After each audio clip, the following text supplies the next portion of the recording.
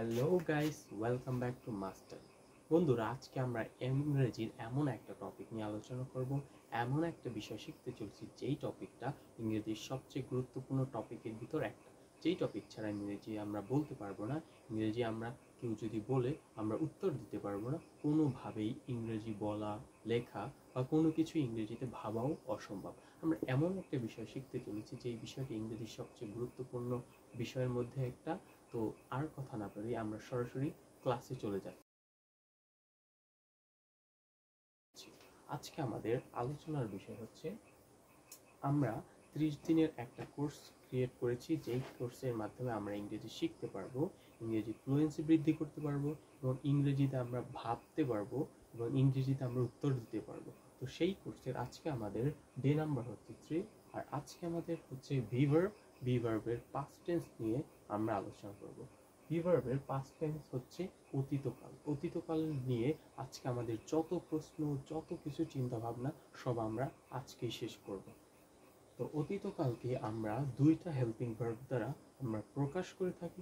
একটা helping verb হচ্ছে ওয়াজ, আর একটা হেল্পিং ভার্ব হচ্ছে ওয়ার। এই দুইটা হেল্পিং ভার্ব দ্বারা আমরা অতীতকালের যত ক্রিয়া সব কিছুই সম্পাদন করে থাকি। ওয়াজ হচ্ছে কোন কোন সাবজেক্টের পরে বসবে, আবার ওয়ার কোন কোন সাবজেক্টের পরে বসবে সেটা এখানে হচ্ছে। ওয়াজ ব্যবহৃত হবে আই, হি, শি, ইট এবং নেই। এই সাবজেক্টগুলোর পরেই ওয়াজ আমরা ব্যবহার করব এবং এই সাবজেক্টগুলোর পর ইউ, দে, উই, এই সাবজেক্টগুলোর পর আমরা ওয়ার ব্যবহার করব। এটা যদি আমরা আরও ভালোভাবে বোঝার জন্য আমরা এটার স্ট্রাকচারটা যদি আমরা লক্ষ্য করি তাহলে দেখতে পারবো। এটার স্ট্রাকচার হলো, প্রথমে আমরা সাবজেক্ট থাকবে, তারপর ওয়াজ ওয়ার্ড থাকবে এবং সর্বশেষ অবজেক্ট রাখবো। এটা হচ্ছে এটার স্ট্রাকচার বা গঠন। কিভাবে আমরা এইটার সেন্টেন্স গঠন করব, কিভাবে আমরা বলতে পারবো, সব কিছুই হচ্ছে এই স্ট্রাকচারের মাধ্যমে আমরা বলতে পারবো। তো এটার যদি আমরা আরও কিছু উদাহরণ দেখি বা উদাহরণের মাধ্যমে বোঝার চেষ্টা করি, যেমন এখানে আমরা কিছু উদাহরণ দেখেছি, যেমন আমাদের গাড়ি ছিল, তুমি ভালো ছাত্র ছিলে, সে ক্ষুধার্ত ছিল। এগুলোর যদি আমরা ইংরেজি ট্রান্সলেট করতে পারি এবং এগুলো যদি আমরা ইংরেজিতে বুঝতে পারি যে এটা কী হতে পারে এই স্ট্রাকচার অনুযায়ী, তাহলে আমরা কিন্তু অতীতকাল নিয়ে যে কোনো প্রশ্ন আমরা ভাবতে পারবো এবং যে কোনো প্রশ্নের আমরা সহজেই উত্তর দিতে পারবো। তো আমরা এবার এটার ট্রান্সলেট করে দেখবো যে এটা কী হয়। আমাদের গাড়ি ছিল, স্ট্রাকচার অনুযায়ী প্রথম আমরা সাবজেক্ট আই রাখবো। আইয়ের সাথে আমরা এখানে দেখেছি আইয়ের সাথে ওয়াজ ব্যবহার হয়। I was a car, I was a car. এটাকে আমরা কখনোই এ পড়বো না, এটাকে আমরা আ উচ্চারণ করবো। I was a car, I was a car. তারপর তুমি ভালো ছাত্র ছিলে, প্রথমে আমরা সাবজেক্ট রাখবো you, you were, you were good student.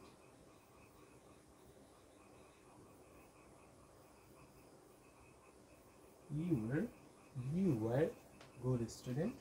সে ক্ষুধার্ত ছিল। He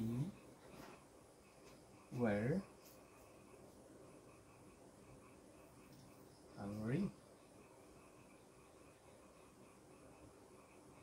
She were hungry. সে ক্ষুধার্ত ছিল। He were hungry. এই সেন্টেন্সগুলোর মাধ্যমে আমরা এই স্ট্রাকচার অনুযায়ী আমরা এই সেন্টেন্সগুলো তৈরি করেছি এবং এইগুলোই হচ্ছে পাস্ট টেন্স। পাস্ট টেন্সে সর্বদাই বলা হয় কোনো কিছু আমাদের কাছে ছিল, এমনটা যদি কোনো সেন্টেন্সে থাকে তাহলে আমরা সহজেই বুঝতে পারবো সেটাই হচ্ছে পাস্ট টেন্স। কোনো কিছু যখনই আমরা বলবো যে আমাদের কাছে গাড়ি ছিল, আমাদের বাড়ি ছিল, আমাদের অনেক কিছু ছিল, এরকম যখনই ছিল আসবে তখনই আমরা কেবল বুঝতে পারবো সেটা হচ্ছে পাস্ট টেন্স। তাহলে এই স্ট্রাকচার আমরা ব্যবহার করে, এই স্ট্রাকচার ফলো করে পাস্ট টেন্সের আমরা সেন্টেন্স তৈরি করতে পারবো। আমরা শিখবো অতীতকালে কিভাবে নেগেটিভ সেন্টেন্স আমরা তৈরি করতে পারবো, পাস্ট টেন্সের কিভাবে আমরা নেগেটিভ সেন্টেন্স বানাতে পারবো এবং সেটা কিভাবে আমরা ব্যাখ্যা করতে পারবো এবং বলতে পারবো। এটার স্ট্রাকচারটা যদি আমরা লক্ষ্য করি, সেটার স্ট্রাকচার হচ্ছে প্রথমে আমরা সাবজেক্ট রাখবো, তারপর হেল্পিং ভার্ব থাকবে, তারপর নট এবং সর্বশেষ আমরা অবজেক্ট রাখবো। যেমন আমরা যদি উদাহরণটা দেখি তাহলে এই বিষয়টা আমরা আরো ভালো করে বুঝতে পারবো। যেমন উদাহরণ হচ্ছে, আমাদের বাড়ি ছিল না, সে আমার বন্ধু ছিল না, তুমি অসুস্থ ছিলে না, আমি সেখানে ছিলাম না। এই সেন্টেন্সগুলা তোমরা নিজেরাই তৈরি করো।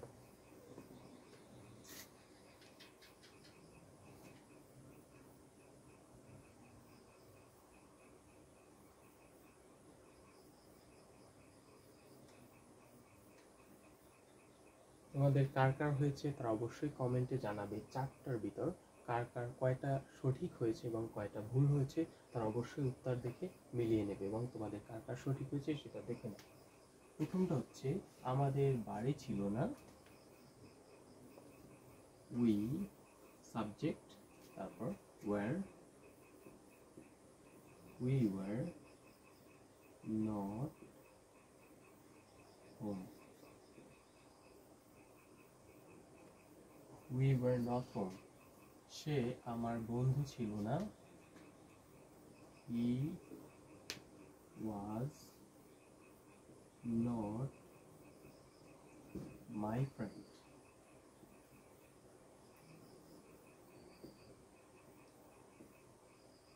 হি ওয়াজ নট মাই ফ্রেন্ড, সে আমার বন্ধু ছিল না।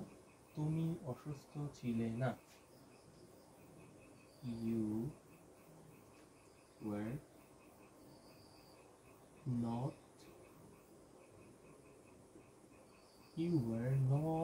ইল, তুমি অসুস্থ ছিলে না, ইউ ওয়ার নট ইল। আমি সেখানে ছিলাম না, আই ওয়াজ নট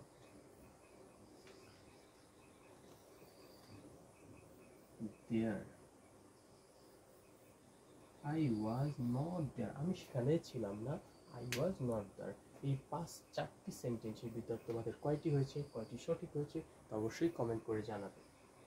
আমরা ইংরেজির অতীতকালে কিভাবে আমরা কোশ্চেনমূলক বাক্য তৈরি করব, সেই স্ট্রাকচারটা কি হবে এবং কিভাবে আমরা প্রশ্ন জিজ্ঞাসা করব সেটা আমরা দেখব। এবার আমরা কোশ্চেনের স্ট্রাকচার হচ্ছে, প্রথমে আমরা হেল্পিং ভার্ব রাখবো, তারপর সাবজেক্ট থাকবে এবং সর্বশেষ আমরা অবজেক্ট রাখবো। এটা সর্বদাই যখনই আমরা কোনো কোশ্চেনমূলক বাক্য তৈরি করতে যাব সর্বদা প্রথমে আমরা হেল্পিং ভার্ব ব্যবহার করব, তারপর সাবজেক্ট এবং সর্বশেষ অবজেক্ট রাখবো। যেমন এখানে কিছু আমরা উদাহরণ তৈরি করছি, যেমন হচ্ছে, সে কি শিক্ষক ছিল, তুমি কি বাসায় ছিলে, তারা কি ভালো ছাত্র ছিল, আমি কি সেখানে ছিলাম। এই চারটি বাক্য তোমরা নিজেরাই তৈরি করো।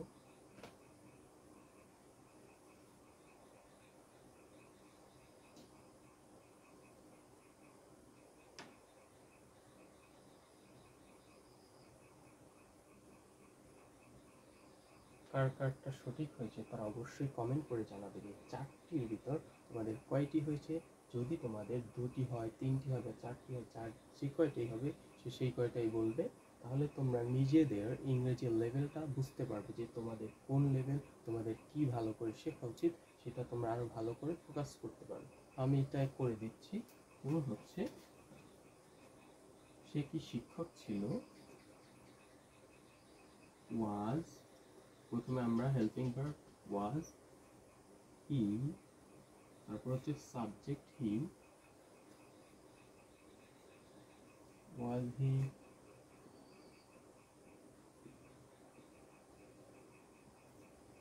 ওয়াজ he teacher, was he teacher, সে কি শিক্ষক ছিল, ওয়াজ হি টিচার। তারপর হচ্ছে, তুমি কি বাসায় ছিলে, were you at home,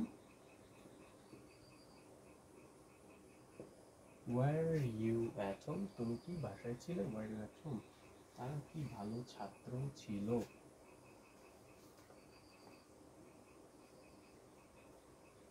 war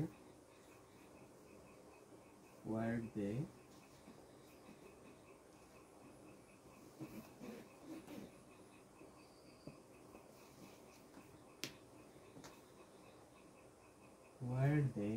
were they good student, তারা কি ভালো ছাত্র ছিল, ওয়ার দে গুড স্টুডেন্ট। আমি কি সেখানে ছিলাম,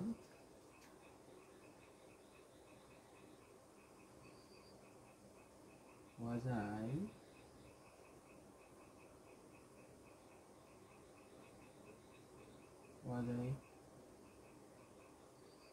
stay there?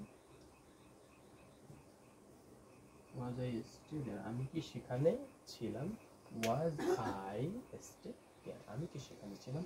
এই চারটি বাক্যের ভিতর তোমাদের কার কয়টি হয়েছে তা অবশ্যই কমেন্ট করে জানাবে। চারটির ভিতর যার যেই কয়টি সঠিক হয়েছে সে তত ভালো ইংরেজি স্পিকিং এবং লিসেনিং এবং ফ্লুয়েন্সি বৃদ্ধি পাবে।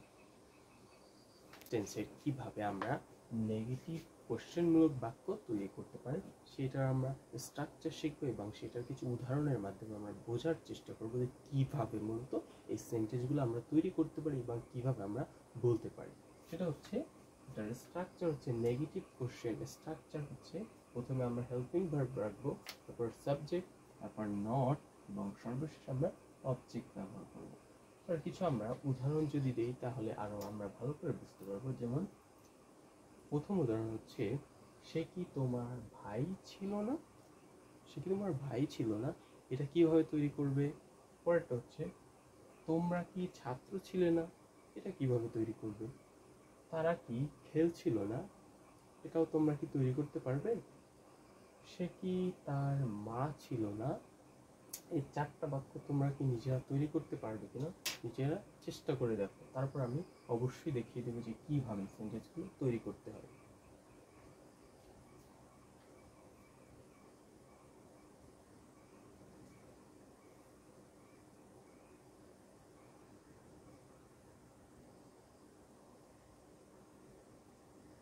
এই স্ট্রাকচার অনুযায়ী তোমরা অবশ্যই চেষ্টা করে দেখো যে কিভাবে এই সেন্টেন্সগুলো মূলত তৈরি করতে হয়।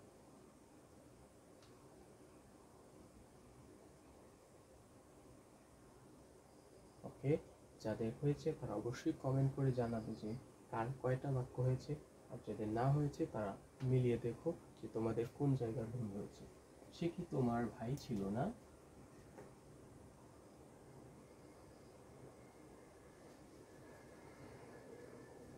Was he not your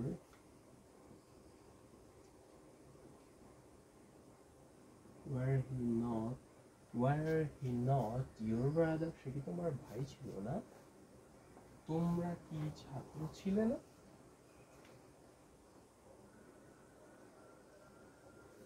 Were you not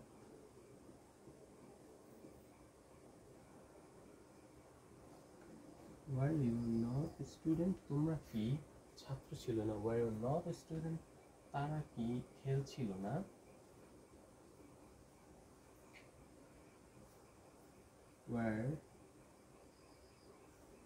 Were they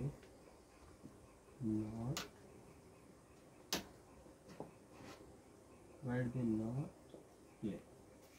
সে কি তার মা ছিল না? সে কি তার মা ছিল না? Was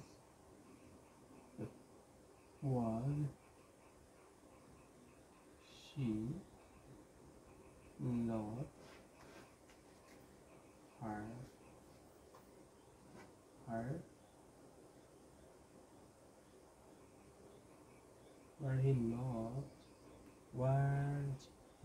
was she not her mother? সে কি তার মা ছিল না? Was she not her mother? সে কি তার মা ছিল না? তোমরা মিলিয়ে দেখো যে কার কটি বাক্য হয়েছে এবং কার কটি সেন্টেন্স সঠিক হয়েছে। আজকের ক্লাস কেমন ছিল, তোমাদের কাছে কেমন লেগেছে তারা অবশ্যই কমেন্ট করে জানাবে এবং যারা নতুন অবশ্যই সাবস্ক্রাইব করবে এবং বেশি বেশি কমেন্ট করবে, শেয়ার করবে এবং সর্বশেষ ক্লাসের শেষে তোমরা একটি কমেন্ট করবে যে আজকের ক্লাস তোমাদের কেমন লেগেছে এবং কি কি শিখতে পেরেছো, নতুন নতুন কি শিখতে পেরেছো এবং এই ধারা অব্যাহত রাখতে এবং প্রতিদিন তোমরা যাতে এই ভিডিওগুলো পেতে পারো এজন্য অবশ্যই আমাদের সাথে যুক্ত থাকবে এবং চ্যানেলটি সাবস্ক্রাইব করবে, বেল আইকনটি অবশ্যই প্রেস করবে যাতে সবার প্রথম আমি তোমার কাছে পৌঁছে দেই নতুন আরেকটি ইংরেজির সম্ভাবনা নিয়ে, যাতে তোমরা ইংরেজি শিখতে পারো, বলতে পারো। আমি সেটাই কামনা করি। দেখা হবে নতুন আরেকটি ভিডিওতে। তোমরা ভালো থাকবে, সুস্থ থাকবে। আল্লাহ হাফেজ।